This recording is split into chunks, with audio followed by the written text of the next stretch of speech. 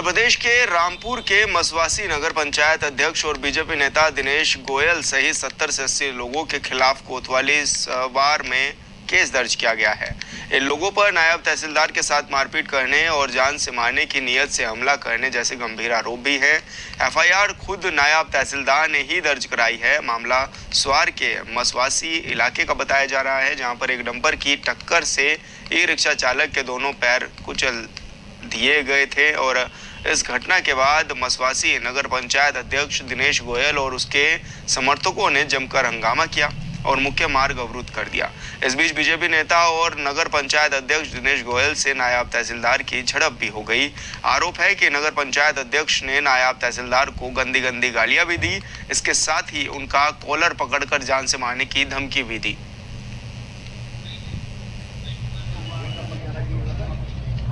जिलाधिकारी महोदय के आदेश हैं कि नो एंट्री लागू है और इसमें 7 बजे के बाद वाहन नहीं गुजरेंगे।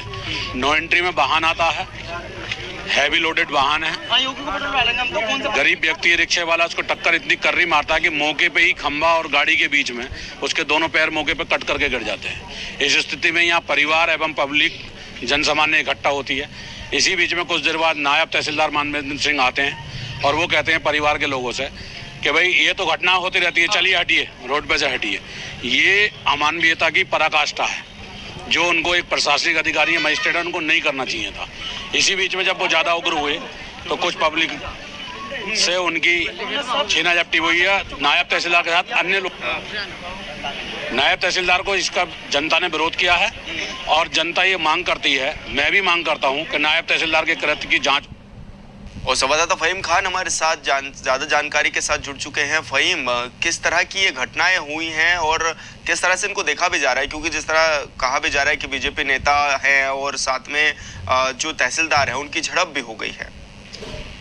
जी बिल्कुल, देखिए मैं आपको बता दूं कि रामपुर के अंदर जो खनन के वाहन हैं वो बेतरतीब दौड़ते हैं और ये रामपुर का जो स्वार है वो ये एक ऐसी जगह हो गई है जहाँ हजारों डंपर ट्रक रेत और बजरी से भरे हुए निकलते हैं, ओवरलोडेड होते हैं और इनको पहुंचने की इतनी जल्दी होती है कि इनके पास टाइम होता है।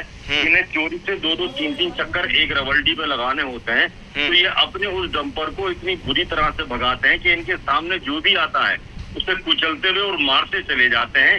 इस तरह की सैकड़ों मौतें अब तक हो चुकी हैं, लेकिन प्रशासन बिल्कुल इस तरफ ध्यान नहीं देता। जिलाधिकारी ने एक आदेश जारी किया है अभी कि 7 बजे से 8 बजे तक रात को कोई भी वाहन भारी नहीं चलेगा। उसके बावजूद ये भारी वाहन चल रहे थे। ये भारी वाहन इस तरतीब से चल रहे हैं कि कहीं ना कहीं जो है वो प्रशासन की ढील है और मिली भगत भी है। और ये क्योंकि बहुत बड़ा पैसे का लेन देन होता है, इसमें बहुत बड़ी एंट्री होती है तहसील की। इसमें तहसील में छोटे कर्मचारी से लेकर ड्राइवर, लेखपाल, कानून को, नायब तहसीलदार, एसडीएम, ये सब महीना लेते हैं और ये इसी महीने के बूते पर जो डंपर चालक है पूरी दादागिरी और दबंगता के साथ चलते हैं। उनकी इतनी हिम्मत होती है कि वो लोगों को रोनते हुए चले जाते हैं और उनका कुछ नहीं बिगड़ता और वो रोड पे इसी तरह से बादस्तूर जारी रहता है उनका दौड़ना और लोगों को मारना। मसवासी में ये जो घटना घटी है, मैं इसके बारे में थोड़ा सा बता दूं कि ये जो तेज रफ्तार डंपर था उसने इस रिक्शा चालक को कुचल दिया, उछाल दिया और उसके दोनों पैर कट के गिर गए।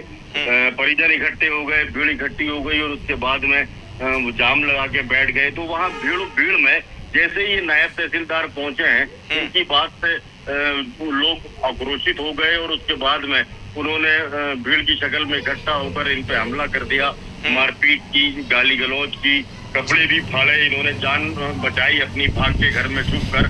तो जिस तरह से ये मजिस्ट्रेट है, ये पहली बार इनके साथ पीटने की बात नहीं हुई है। इससे पहले भी जो खनन माफिया है उन लोगों ने गोलीबारी की है कई बार और गोलीबारी से गाड़ियां टूटी हैं मजिस्ट्रेटों की। उसके बावजूद भी यहाँ वो काला धंधा आज भी बदस्तूर जारी है और उस काले धंधे से अरबों रुपया इनको कमीशन के रूप में और महीने के रूप में मिलता है, रिश्वत के रूप में मिलता है। तो ये उसे रोकना भी नहीं चाहते। जिस तरह से आदेश थे जिलाधिकारी के, इस तरह से अगर इन वाहनों को रोका जाता तो ये लोगों की जो मौतें हो रही हैं, जिस दिन की ये घटना है विशाल, उस दिन 3 मौतें हुई और तीनों डंपर से हुई और डंपरों ने लोगों को कुचल के मार दिया। तो लोगों का भीड़ का आक्रोशित होना तो लाजमी था। उन्होंने जिस तरह से नायब तहसीलदार मानवेंद्र सिंह के साथ मारपीट की, गाली गलौज की, उनके कपड़े फाड़ दिए, तो ये सब, उसके साथ में पुलिस भी मौजूद थी। इसके बाद में नायब तहसीलदार ने 2 दिन बाद पुलिस को तहरीर देके ये कहा है कि वो बहुत टेंशन में थे, बहुत ज्यादा परेशान और चिंता में थे, वो घर से बाहर नहीं निकले। अब वो तहरीर लेके थाने आए हैं, उनके साथ जान से मारने की उन्हें कोशिश की गई, उनके साथ गाली गलौज की गई, मारपीट की गई, सरकारी कार्य में बाधा डाली गई। जी बिल्कुल फहीम, सही कहा आपने। जिस तरह से ये एक मामला हुआ है, इसमें अभी हाल फिलहाल में पुलिस भी अपनी कार्रवाई कर